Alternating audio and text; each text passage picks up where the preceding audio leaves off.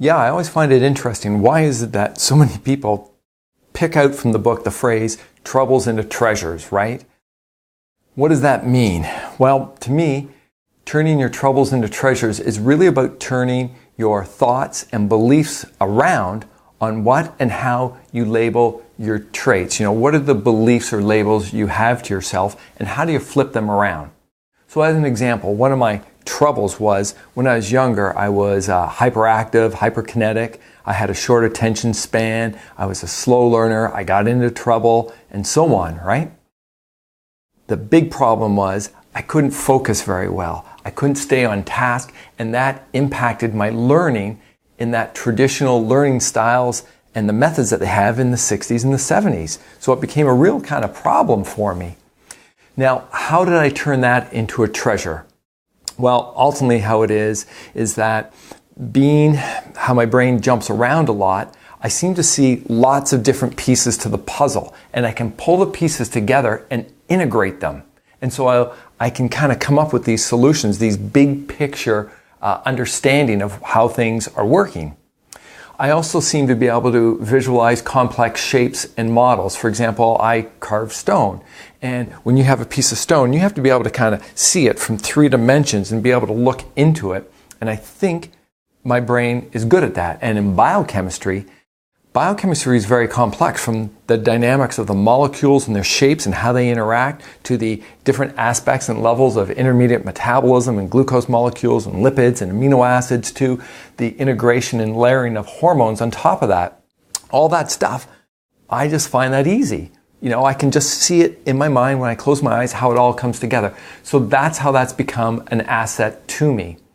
The other good thing about it is, one of my treasures is, I'm good at brainstorming and idea generation. And so I try lots of different things, many of which fail.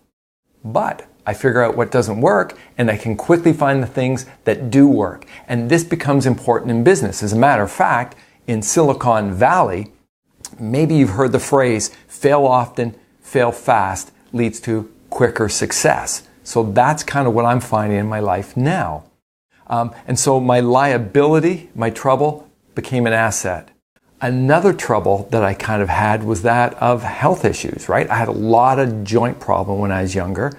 I had a lot of gut or GI related problems, and I was a terrible sleeper, and took years to get over that. So how did I turn that trouble into a treasure? Well, I became interested when I was around 20 because of my dogs in food, in biochemistry, and on how food impacts the brain and the body. And I was able to heal many of my own health challenges.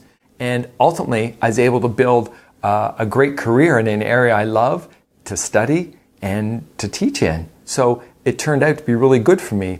And from what I learned, I was able to share this information through videos and books and seminars, and I get to help thousands of people with similar problems, right? So I'm having a big impact in the community and making a difference in just my small way. So this is part of turning your troubles into treasures, and you're the same. We all have these issues that some might describe as troubles, right? Challenges. And we can redefine these troubles and learn how to turn them into a strength, into an asset. And we can use it to empower us and support us. And you can use now your personal power to reframe your challenges and make it work for you instead of against you, right? Just choose and make a bit of time to rephrase and turn your troubles into treasures.